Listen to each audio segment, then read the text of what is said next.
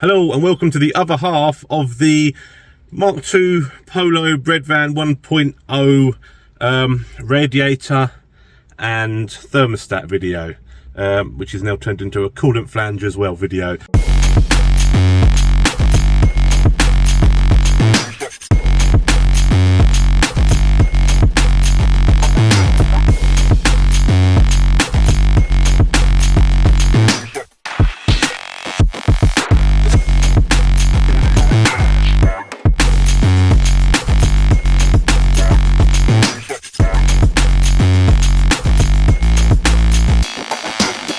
I've just been out, just got these to find in GSF. I had to go for two different GSFs, one in Luton, one in Letchworth. Managed to find a new coolant flange with the seal, the correct thermostat, and the other part of the coolant flange there. So I may as well just replace all of that, so it's all brand spanking new, lovely.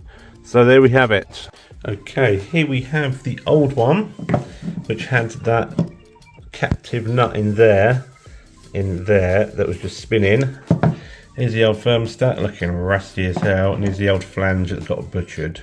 And here is brand spanking new, brand new thermostat and O-ring, and brand new flange. So what I'm going to do here is take this. It's going to be quite difficult with one hand. I'm not sure how I'm going to do this with one hand. And I'll take this thermostat, pops in to there. I'll try that about even there. Then this ring goes, O-ring goes on there, like that. I thought I might as well build this outside of the car because, well, it's just easier, isn't it? That goes on there. Then this goes on there like that, and then I'm going to come back to this when I've got the screws in because I need two hands. And there we have it. We have one pre-built flange. I've got the new O-ring to go on here. Then that will go onto the side of the engine like that. So pre-built, ready to go, brand new thermostat, happy days. Let's get this in the car, shall we? Okay, we're back out on the engine bay now. I've cleaned this up now, given it a good sand down, good clean up, ready for this to go on. I've got the seal and I've pushed it into the recess that it goes in. I will now put it on and put the bolts in. Gonna need two hands for this though. Okay, that is back on. Now it's time to attach all the pipes that came off of it and remember which way they go. Okay, we've got these pipes back on, these three pipes here. These three pipes at the back are now back on. That pipe at the bottom is now back on. I've put these two back in. The problem is, this is nice and snug. This one is a bit wobbly. No matter what I do, it's got the correct clip there, but it's still a bit wobbly. Hopefully that's watertight, but it don't bloody look like it's going to be. This one, I've tried this one and this one. It's almost like the hole in this plastic casting is too big. That can't be right. That's going to leak water, surely. Oh, that can't be good. Do you know what I mean? There's no way that's going to be watertight, is it? We'll have to wait and see, won't we? But yeah. So that is that. Next I want to do is give this a paint up. Take the shroud. Take this, give it a sand down and a good paint up before I attach it to the. Look at the state of it. Attach it to the radiator. Okay. That is the fan cover, lovely sand down and coat of paint, ready to go back on.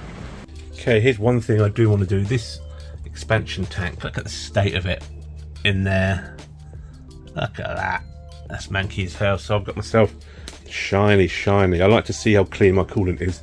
So what I'm going to do is, these don't really line up the same as them bolts, so I'm going to have to make a bracket for that to go on. The bottom pipe is the same, although for some, I don't know why it's pointing that way. Why does it have to point that bloody way? I'll have to rig up something so the pipe comes out the bottom of that without being kinked, but should be able to sort it out. This comes with this in it for the coolant level sensor, but this vehicle doesn't have one, so I can just leave that. And that pipe is the same as the pipe there, so this should work. So yeah, I've just got to figure out how to put this in the car and make it work. I think Right, I'll get on with that and see what I can do. Okay, there we have it. What I managed to do is, I left the original bracket on, I moved it over and I just used one of the bolt holes from the original bracket, because this wouldn't fit behind this bloody thing. So I moved it. It's actually quite secure, just having one bracket, to be honest. That bent to an angle, that pipe, but because it had a curve in it to go straight up anyway, because it's moved this way more, I'm able to get that on and there's no kinks in it. Just making sure, yeah, there's not an actual kink in that, it's fine.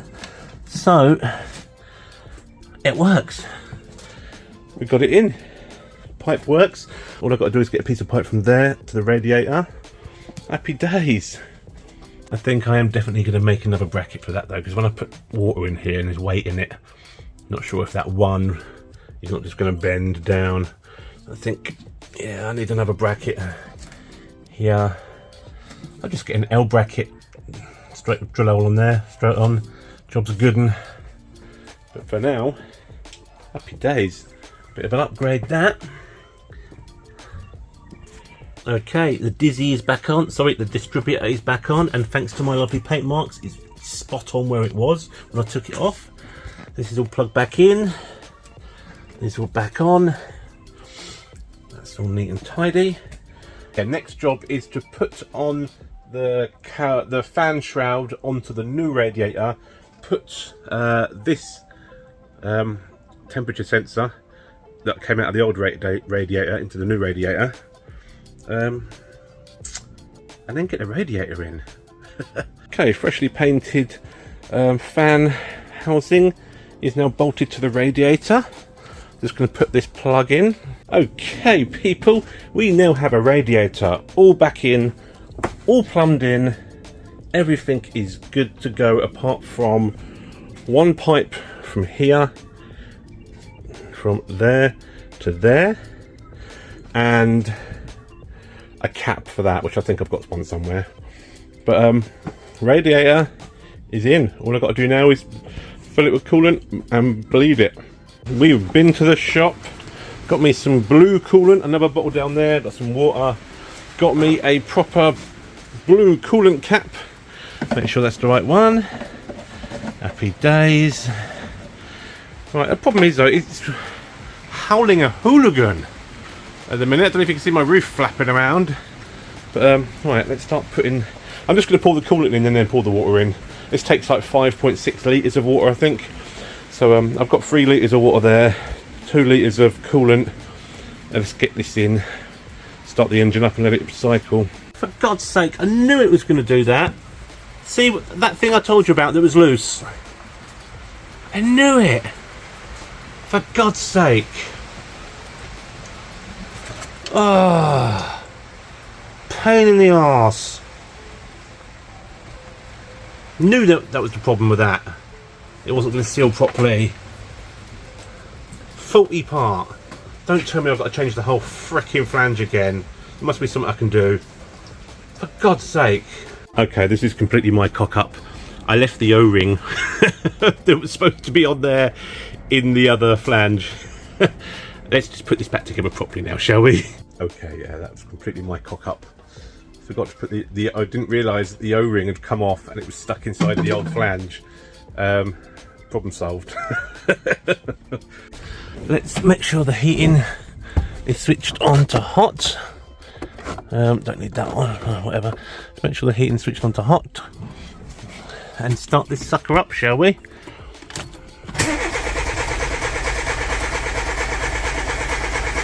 What?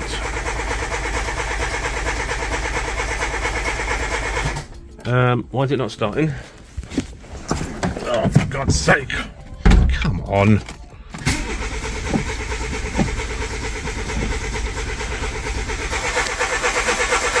For God's sake, why is it not starting now? Give it some gas. For God's sake.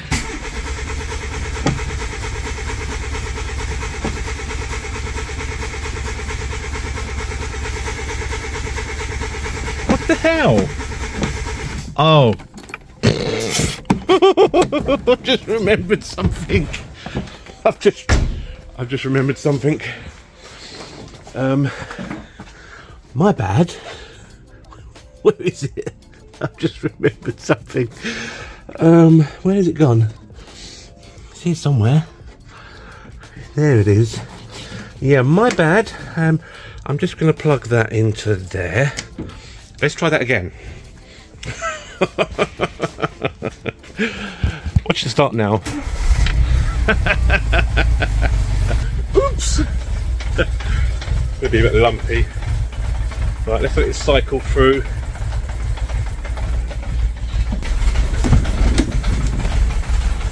Give it some revs.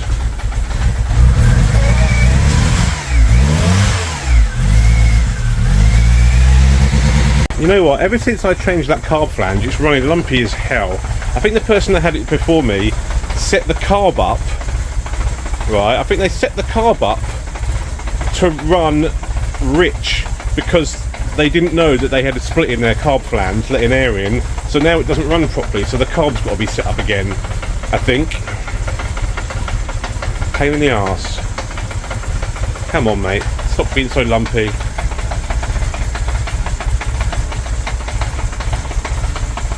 When I got the car, it ran beautifully. All I've done is change the cam belt. I know that's done properly, and put a carb flange on, and now it's running like shit. So it's got to be the carb must. The bloke said to me that you know, he had a lot of trouble setting the carb up and getting it to run right. I think that's because he might have set it up not knowing it was sucking air in. So he set it up to run sucking air in, and now it's actually fixed, not sucking air in. It's just not running properly. Well, I'm going to call that the end of this video, if I'm honest, because it is peeing down. I can barely hear myself talking here with all the rain coming down. It's running lumpy. I've just got to sort the carb out, but that'll be a different video. So, yes, thank you for watching this video. Please like and subscribe, and watch other videos of mine. It'd be good if you could subscribe though, helps me out. I can make better content then. I'm trying to get to 1,000 subscribers. I'm at 500 at the minute. I need to get to 1,000 subscribers, so please go and subscribe, please. Anyway, thanks for watching.